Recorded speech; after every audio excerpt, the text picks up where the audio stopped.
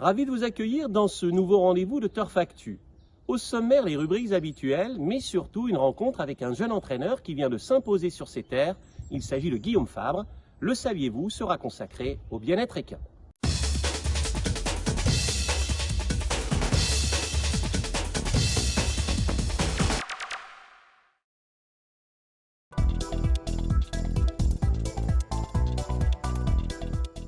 Nos éleveurs viennent de montrer récemment qu'ils faisaient de l'excellent travail en obstacle.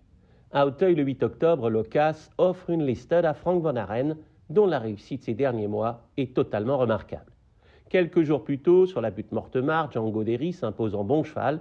Il porte le label Pelsi, une référence chez les demi-cents. Jano Hand aligne les succès avec éclat de cœur, son 4 en triomphe pour sa première sortie sur le steeple. Voilà qui porte à 3 son nombre de victoires en 4 sorties seulement. Cambrioleur, flanqué de la casaque de Pascal Vanreux, franchit un cap. En survolant un steeple à Cluny, il devance son suivant immédiat de 16 longueurs. En place, signalons les victoires de 2 chevaux entraînés sur l'hippodrome de Nancy.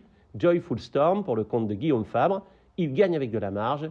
Et Mixologist, après une absence de plusieurs mois, le cheval n'est séparé du deuxième que par un nez, mais il enchante Cindy March.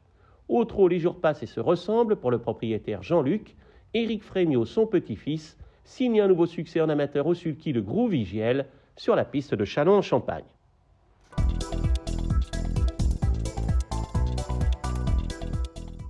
Dimanche 8 octobre a eu lieu la dernière réunion de l'année 2023 sur l'hippodrome de Châlons-en-Champagne. À l'occasion des 5 rendez-vous cette année, le programme proposé a toujours été de qualité, tant au niveau des compétitions que des animations. Pour la dernière fois de son histoire, l'hippodrome de Montirandère accueillera des galopeurs. L'obstacle a été arrêté il y a quelques années pour des raisons de sécurité. C'est dans la même optique que les dirigeants ont décidé de supprimer les courses plates. En 2024, le calendrier prévoit 5 réunions de trot.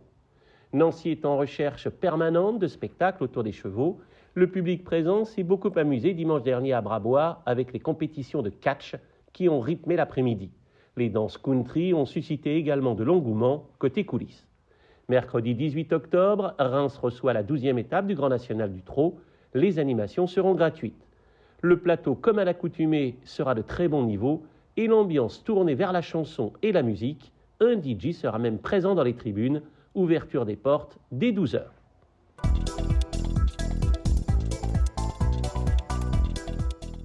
Guillaume Fabre entraîne depuis 2022 sur l'hippodrome de Nancy-Brabois, à quelques minutes seulement de la maison où il a vécu enfant. Travailleur méticuleux, ce garçon réservé a acquis beaucoup d'expérience auprès de professionnels reconnus. Il se livre au micro de Turf Actu. Alors ma tante avait une écurie à Royan-la-Palmière, donc elle faisait de la balade et elle avait quelques parts sur des chevaux de course. Donc on a baigné un petit peu dedans quand même avec ma soeur quand on était petit. J'ai pas eu le virus tout de suite. On m'avait mis à cheval quand j'étais tout petit, j'avais même pas un an, mais ça m'avait pas pris tout de suite. Je faisais d'autres sports et vers la dizaine d'années, vers 10 ans, j'ai commencé à venir sur Brabois, monter à poney. C'était plus du loisir. On montait le poney le mercredi après-midi entre copains, pas forcément de selle, on partait en balade dans le parc de Brabois. Et ça s'est un peu fait comme ça. Ma sœur, elle a eu un réformé de course qui venait de chez M. Chaillet. Et c'est de là que j'ai commencé à prendre des cours d'équitation, j'avais 14 ans. Guillaume reste 2 années à l'école des jockeys. Il monte comme apprenti pour Loïc Audon. Il décide ensuite d'approcher les plus grands. Il reste 4 ans chez le talentueux Guillaume Macaire à Royan. Il collabore également avec Arnaud Chaillet. Il poursuit chez Guy Chérel avec la touche élevage en plus. Il enrichit sa formation en passant plusieurs hivers à Cagnes, s'occupant notamment de The Rider pour le compte de Michael Serror. Dans sa carrière de jockey, le jeune homme a remporté une 15aine de victoires, la plupart dans l'Est. Le plus marquant, je pense, c'est Pacha du Lac. C'est un très bon cheval de cross que j'ai beaucoup aimé monter en course. Après, il y a eu d'autres bons chevaux, comme Armores, que j'ai débuté gagnant à Strasbourg, qui après a fait une très bonne carrière en Angleterre, lorsque j'étais chez M. Macaire. C'était intéressant de monter ces chevaux-là. C'est très formateur. On monte du gaz, quoi. En 2022, changement de cap, Guillaume s'installe avec sa compagne. Il se destine principalement à la structure d'entraînement. Et Lydie gère plus le débourrage pour entraînement. Donc c'est vraiment deux entités différentes, mais on travaille main dans la main. On a 5 chevaux à l'entraînement, donc 2 à Madame Imel, qui nous avait fait confiance pour le débourrage du 80 QPS, qui est revenu vers nous pour entraîner les chevaux. Ça se passe bien. Et au pré-entraînement, on a pareil 6-7 chevaux, un peu plus. Et pour les entraîneurs comme Hugo Mérienne, des élevages d'Éric qui travaillent beaucoup avec nous aussi, avec des chevaux qu'ils achètent aux ventes ou de son élevage. Dimanche, Guillaume a vécu un moment de pur bonheur en scellant son premier gagnant comme entraîneur avec Joyful Storm à Nancy.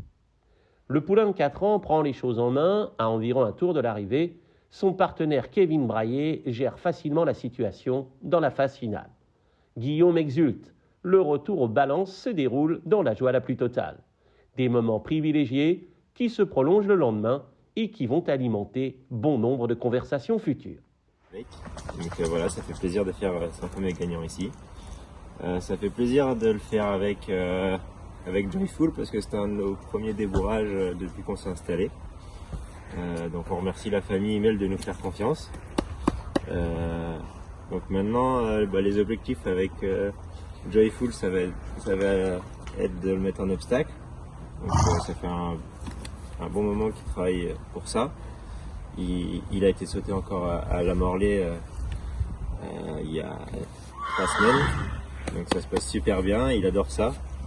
Et donc on espère faire pareil en obstacle maintenant.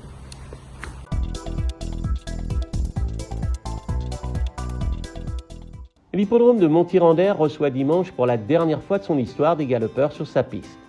La première course est prévue vers 14h et la réunion se terminera vers 17h. Des promenades à poney et des structures gonflables seront à la disposition des enfants et des bons appareillés pour les adultes. Plusieurs professionnels ont décidé de faire des centaines de kilomètres pour venir courir et il faudra les surveiller. Génibet, Paris-Picardie. En ce moment, profitez de 250 € de bonus de bienvenue. Mathieu Bram détient 3 très belles chances.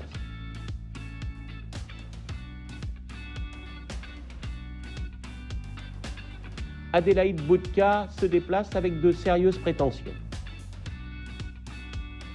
Simone Broggi a supplémenté Centaurus dans la 3e course. Il m'a paru extrêmement confiant. Michel Krebs aime beaucoup Paul Dina. Ralph Ronet n'est pas négatif pour ses 2 chevaux, tout comme Cédric Boutin. Plus d'infos sur l'hippodrome et sur les réseaux sociaux.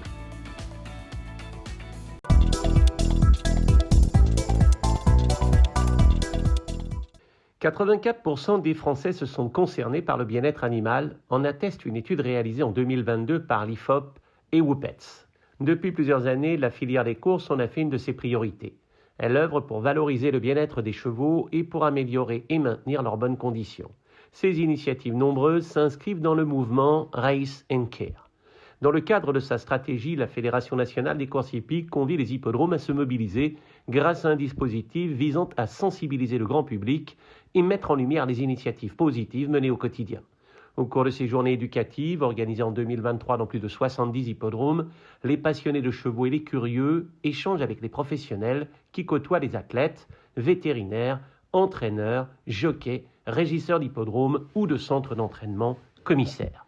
Ce Tour de France dispose de sa propre charte et impose notamment un prix de course au nom de Race and Care, une remise de prix avec le cheval gagnant, un speaker qui sensibilise le public, des ateliers pour le bien-être équin, l'élection d'une personnalité coup de cœur récompensée pour son engagement.